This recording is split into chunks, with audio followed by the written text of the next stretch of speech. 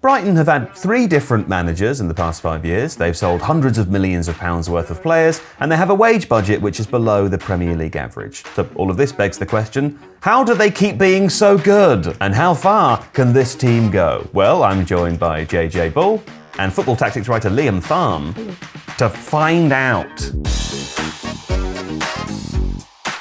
Now Liam, let's start with you. Now, most people will know who Fabian Hürzeler is by now, but they might not know exactly what he's doing on the pitch, how it's different to previous managers. So how would you define his Brighton team? I think one of the most interesting changes is how they're now more similar to how they played under Graham Potter than under Roberto De Zerbi. So if we take a look here, this is the shape Graham Potter used in his final games at Brighton. He started playing a sort of a variation of a 3-4-3, and over the course of about 3 seasons played some various back 4 shapes. He was really tactically flexible, but he ended with a 3-box-3 formation, which really got the best out of the players that he had at the time. And the big success within this really was the double pivot in midfield, which was Alexis Mac Allister and Moises Caicedo, who could be really aggressive. They could sort of break lines. It was great because often they play against a midfield 3, and that meant they could overload them. They had an extra body in midfield. The 2 number 10s could come up nice and close to the striker, who was often Neil Maupay, that would drop in and play back to goal. And one of the real successes was the wing backs, who were Solly March and Leandro Trossard, that people might know as wingers.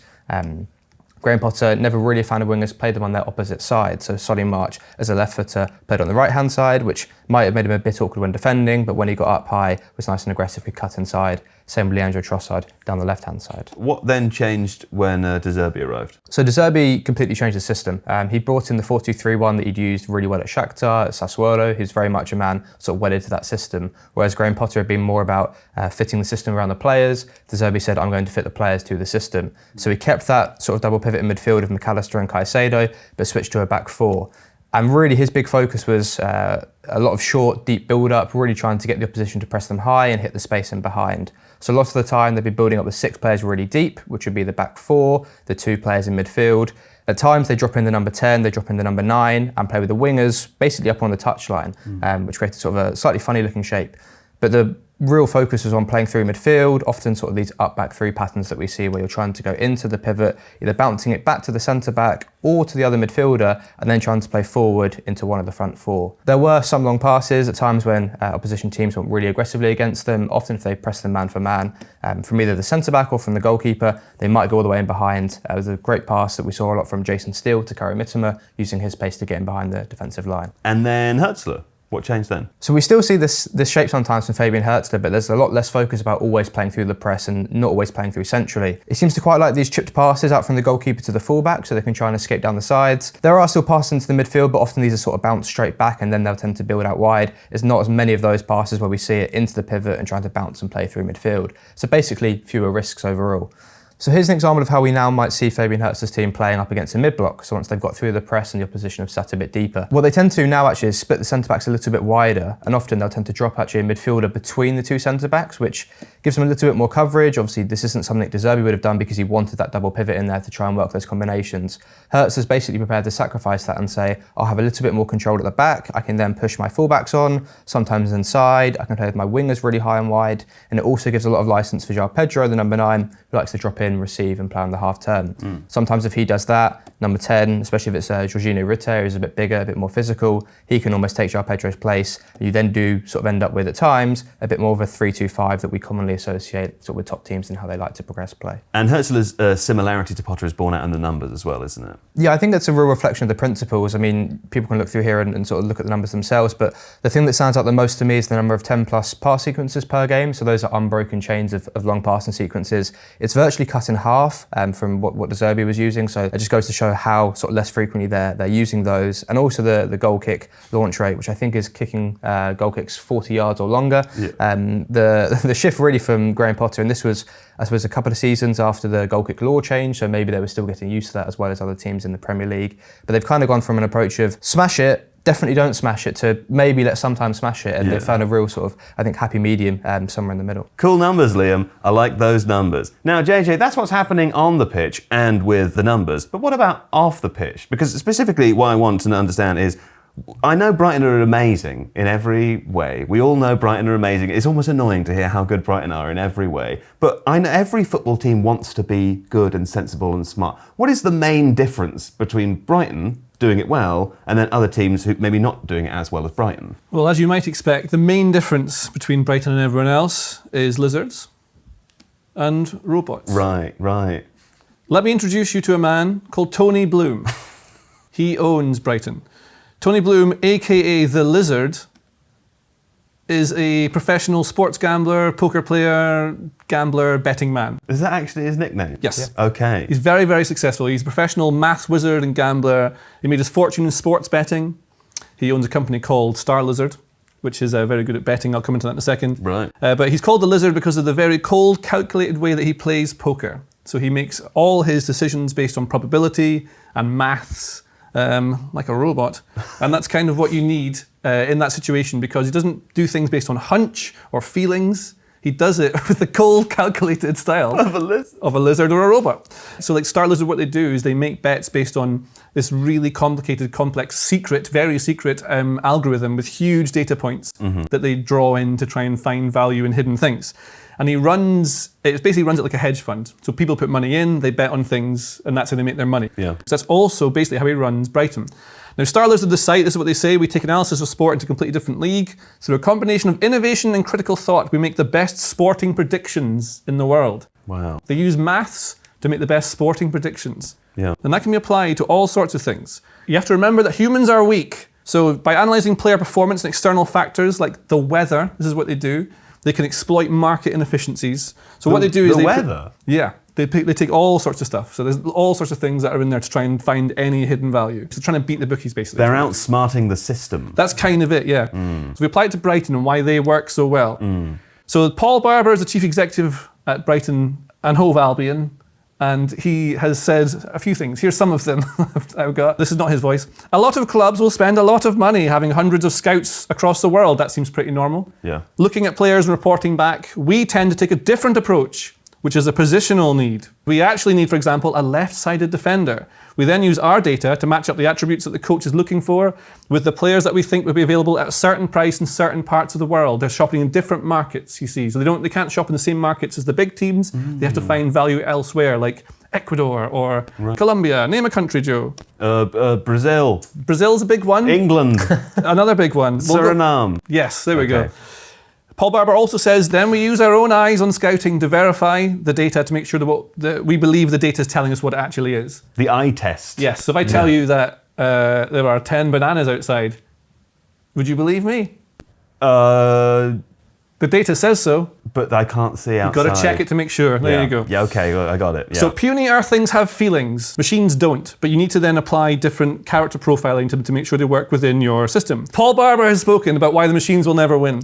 The final part of the jigsaw for Brighton is the character profiling. Is this person going to travel well to the UK? Are they going to be able to settle well in the UK? Culturally, is he a good fit for them? Remember, these players are often like 20, 21 years old, 19. How are they going to adjust? What are their parents like? How are they going to adjust to different situations? Do they speak the language? Yeah. Are they smart boys? Are they going to cause trouble? Sure. So they apply all of this thinking, all of this like poker knowledge and sports gambling knowledge to find players. And what they do is they have 3 separate categories. They have players for now, which would be players like Danny Welbeck, James Milner. Any others that would be right now? It's like good internationals. That was Adam Lallana for a period as well, I suppose. That's a good example, yeah. So like players that help improve the squad, bring them up a little bit. Bit of experience. Yeah, exactly, yeah. That's what you want in the squad. You know, you're setting standards. And you want players for now and the future. And I would say Carlos Baleba is a good example of that. Yeah, it was a great example. Caicedo previously as well. Yeah, but he came on and he was ready straight away. Did he have a little bit of time before he came? He had a loan spell. So that's another thing they do, right? They bring players in for the future. So some players are ready straight away and they can come in, they can just perform immediately. Rutter's one example, I think, one.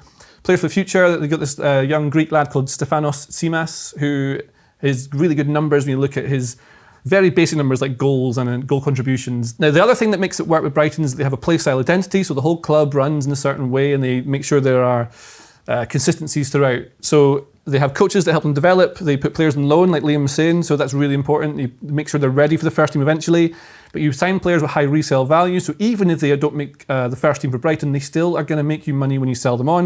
And then you can invest those funds that you make on those players on even better players to raise the level. This is from Blue City Brain. Brighton has spent £247 million in this season so far. Right. That is a lot of kajangles. That's a lot of kajangles. And to get there, this has taken a long time. This is their net spend, so £194 0.2 million, the most of any team. Still top. Still top. So they're selling lots of players for a big amount of money, but they've been doing this for a long time because their scouting is so good and they've been able to sell them for multiple times what they were bought for. And that is important. But they have like the banana stand theory. There is always money in the banana stand. When they sell a player, there is always a player ready to replace him. That is the idea, either at the club or in their scouting pipeline, thanks to the algorithm. The robots have it. And they apply Moneyball principles. So Moneyball is obviously a thing that everyone knows about and how that works. But the idea is that if you receive the value for a player which is above what your club values them at, you sell them, no matter if you want to keep them or not, because they're not going to be worth any more than that value. You sell them. Caicedo is a good example, right? Good player. For example, a lot of money to sell them for. Yeah, Cucurella as well. They're smart with their contracts, so they often put players on quite lengthy contracts for. So it's not always lengthy by some teams now, but they tend to tie them down well and say, look, we don't expect you to necessarily see out that full contract, but it means you're worth money when it does come, when a club comes in and say, we want you, well, you have to pay up. Yeah. Exactly. And they make all the decisions based on data, including the coach. So they apply more robot thinking to this. Here is Tony Bloom himself.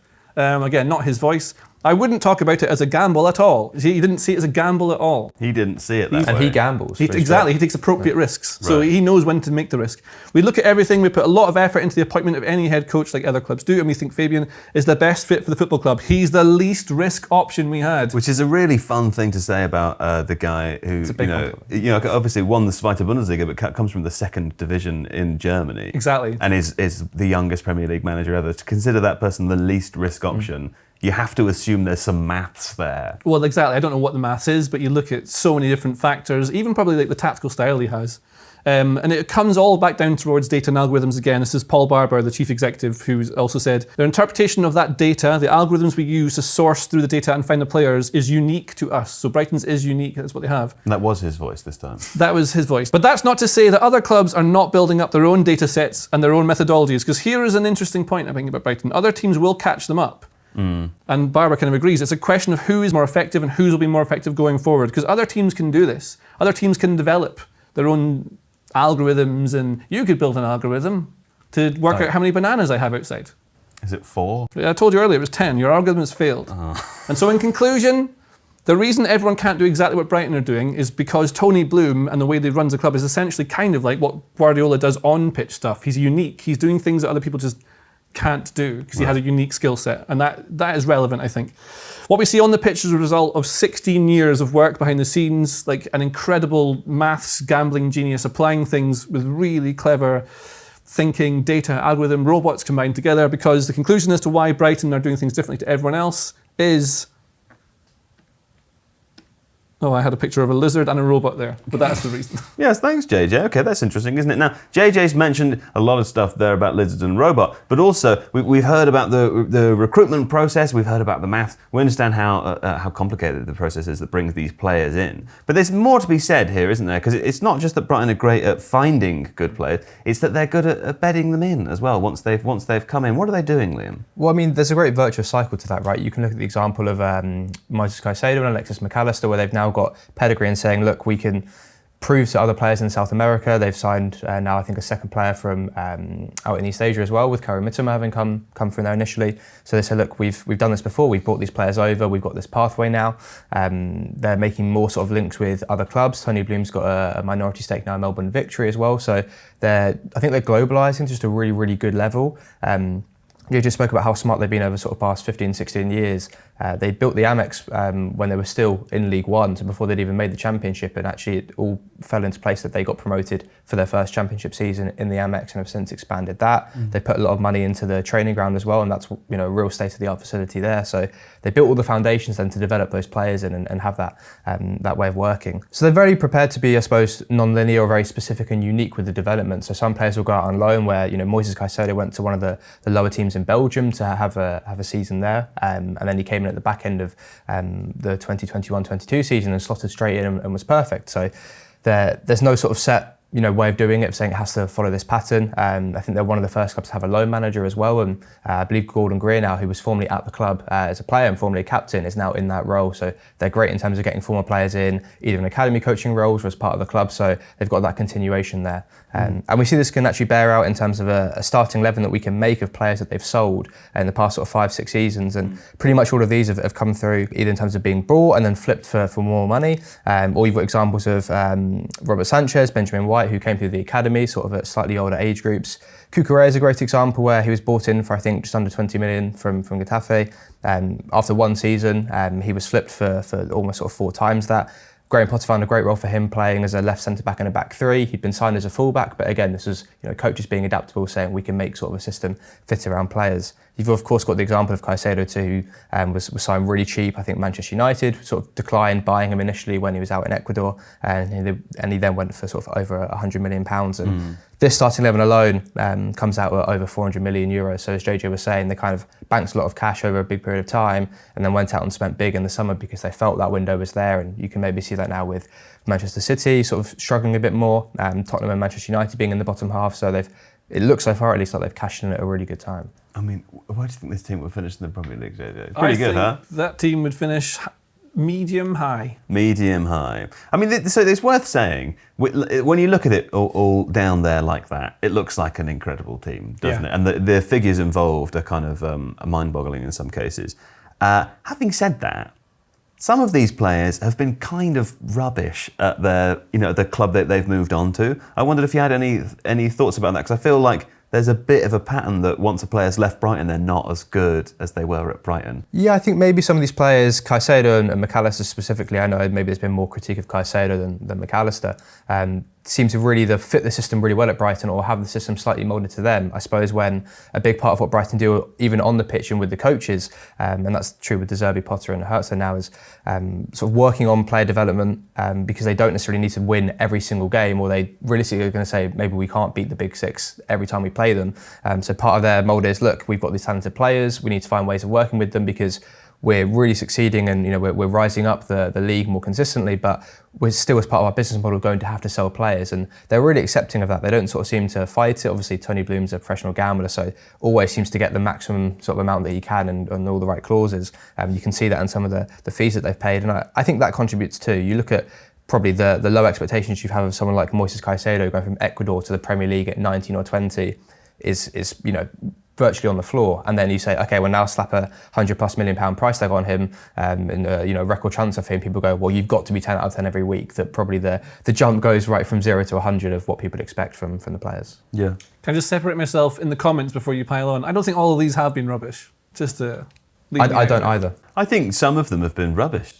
Interesting, Liam. Now, do you know what else is interesting? Whatever Phil Hay has to say at any time he chooses. FIFA has made jolly hard work of pulling together the 2025 Club World Cup.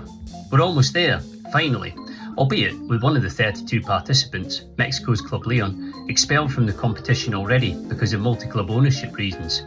We are, though, starting to get a glimpse of why so many clubs are willing to accept this addition to an already morbidly obese fixture list. This week, FIFA released more details of its $1 billion prize pot and revealed that the overall winner will take away $125 million for 4 weeks' work. To give that some context, it's 10% of Real Madrid's earnings for the 2023-24 season, so absolutely massive. And for all the scepticism there's been about this tournament, I get the sense that in future, clubs are going to be killing themselves to participate in it.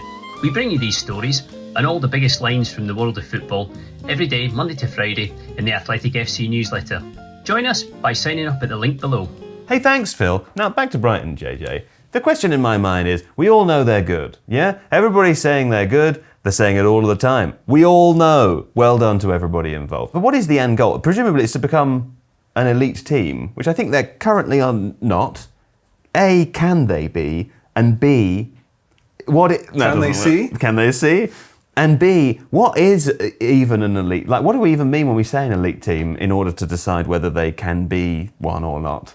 Well, I have categorised it, and I think an elite team is one that has great players, they have a great manager, they compete and win in elite competitions, that's kind of the basic one, right? And they influence their rivals. Okay. So maybe that will come into it. And I think one way of looking at this more basically is if you look at video games, who are the best teams? You have the ones who are 5-star rated or have average ratings of like 85+ if you're looking at EAFC or FIFA. So what I've done is I went through the old EAFC or FIFA ratings to see what Brighton were, because much like Brighton assemble loads of data to assign values to players and teams.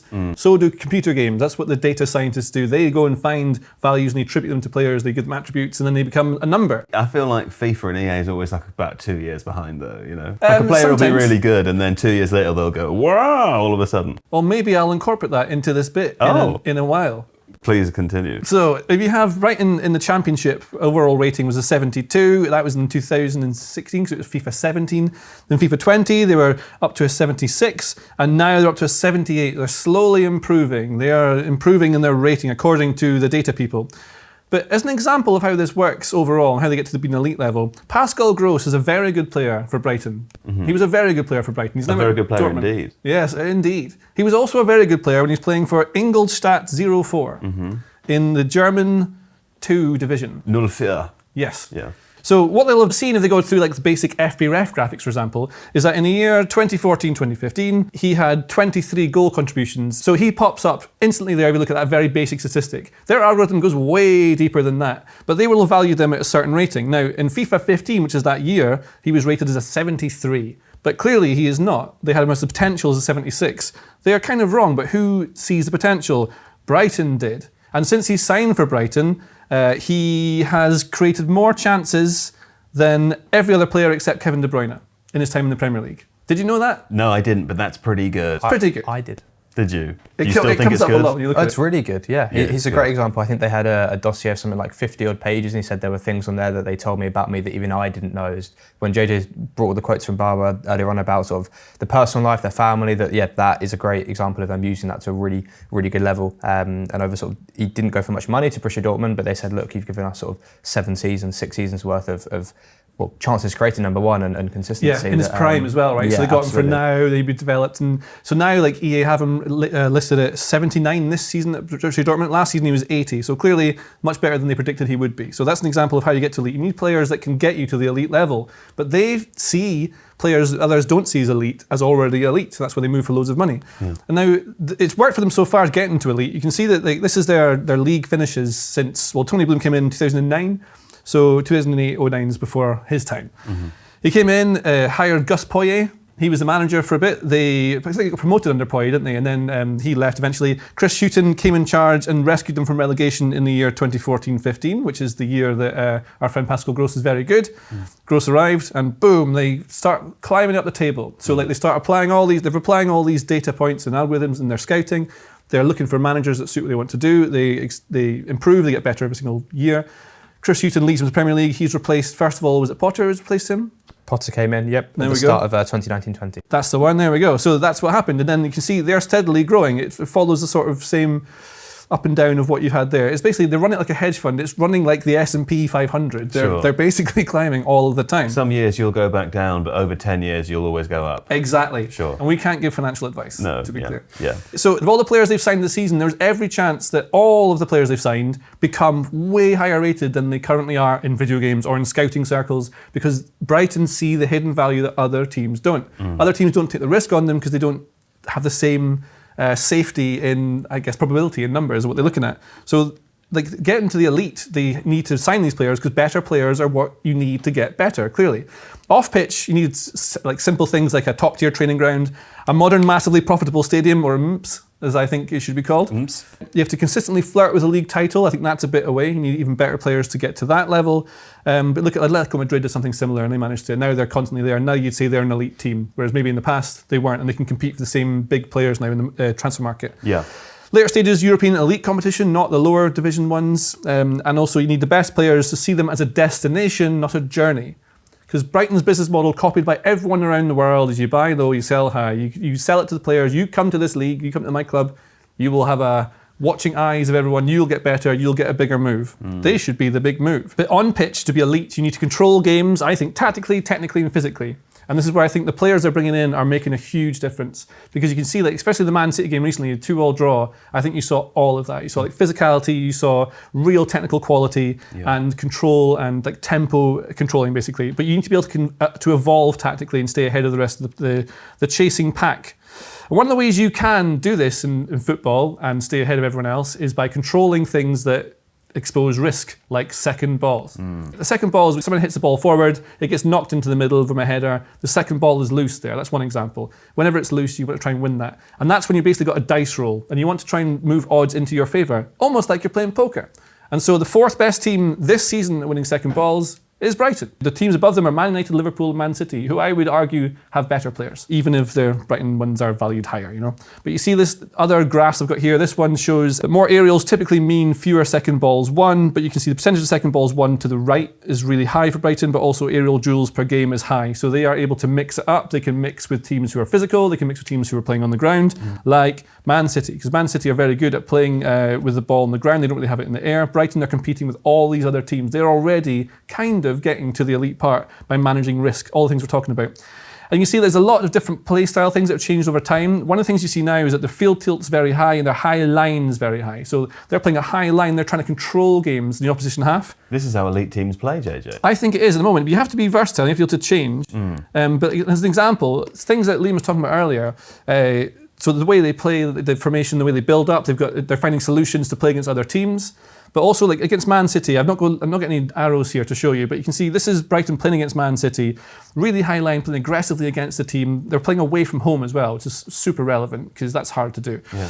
And what they try and do is find vertical passes. They want to play forwards. They'll win the second balls, but they'll play forwards. So the pass here isn't really on to number 25. I think it's Diego Gomez. They signed in January.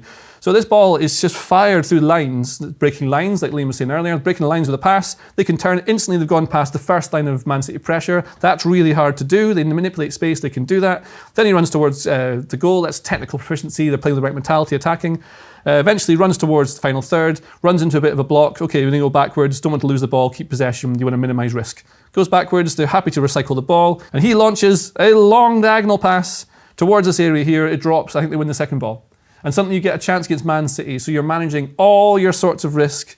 You're taking like gambling risks, you're minimising the chance you're going to lose the ball and have turnovers, because the thing that you have to remember with Brighton is why they're so good is because of lizards and robots.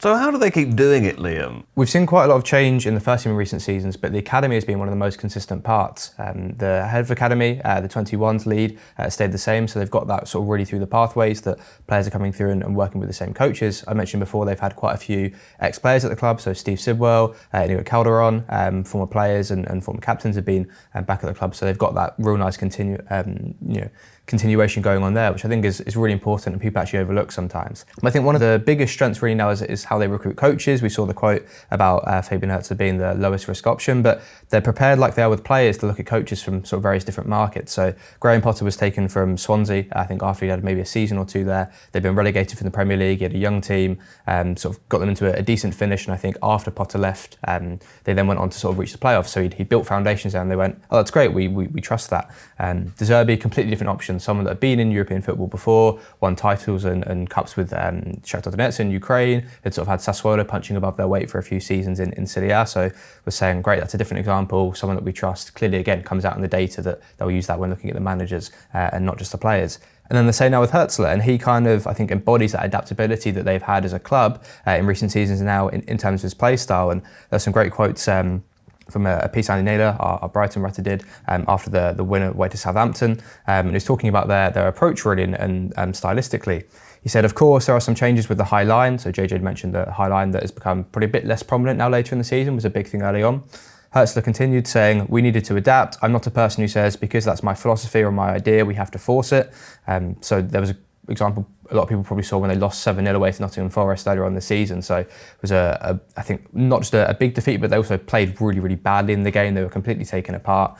And off the back of that, then went on a 6-game winning streak and drew away at Manchester City. That was the first time that I think they'd taken a point from the Etihad in the Premier League, which, you know, they'd gone there with Potter before, they'd gone there with De Zerbi and been picked apart at times. So that was a great example. JJ spoke about the technical quality, tactical quality of sort of performing on the day and sort of being able to rise to the level. The quote from Hertz continues about, it's about understanding the circumstances, understanding the demands of the Premier League, and that's what I try to do. In some moments, your ego cannot be bigger than the conviction of the players, and therefore you need to make small adjustments without losing your identity and your principles. So again, it comes back to that. We know generally how we want to play. It's the focus on recruiting of the young players that we can mould and we can adjust the system to, but he's clearly not working to say we need to play this formation or have to play in this style, and that's why, to the point I showed at the start with the numbers and the tactics is he's kind of half Potter, half De Zerbi at times, and can swing sort of between the two as and when he needs to. Okay. Well, I mean, we know that Brighton's mission was to be a top 10 Premier League team. They are, right? Like, is their mission statement due an update? Do you know what they want now? Is it to be Champions League contenders regularly, or? Well, I mean, they're in the FA Cup quarter-finals, so I'm sure they're looking at a bit of a cup run. Tony Bloom said, that'd be a great thing to sort of actually achieve some silverware. I think they're very mindful at the same time of looking at other clubs around them that have been sort of more established, settled, Premier League teams that, West Ham had a few seasons in Europe and then sort of fell away for a bit and really had to restructure. So I think they're quite mindful of if you look at it as a floor and a ceiling, you're now talking about can you push it and go even higher? They want to keep that floor at a good level. And if you do start going too risky with your decisions and say, throw the money at certain players or, changing a coach or investing in a different way, you might risk it all falling away at the bottom. So I think they wouldn't want to compromise being a top 10 club to try maybe get 5th or 6th consistently. I think there's still a lot to be said for a club of that size that were only in League One sort of 15 years ago, 16 years ago, only in the Premier League sort of from 7 or 8 seasons, that they're quite content of sort of staying there, and it's, as we've said, incremental rather than sort of risking it, saying let's all go at once for it. Yeah. Okay, well, cool. If you like this video, please consider subscribing to the channel. The Athletic is home to some of the world's best sports journalists, including David Ornstein, Amy Lawrence and James Horncastle. With the latest transfer news and insights on every Premier League story that matters, theathletic.com puts you inside football, and you can try it for free now for 30 days. See the link in the description.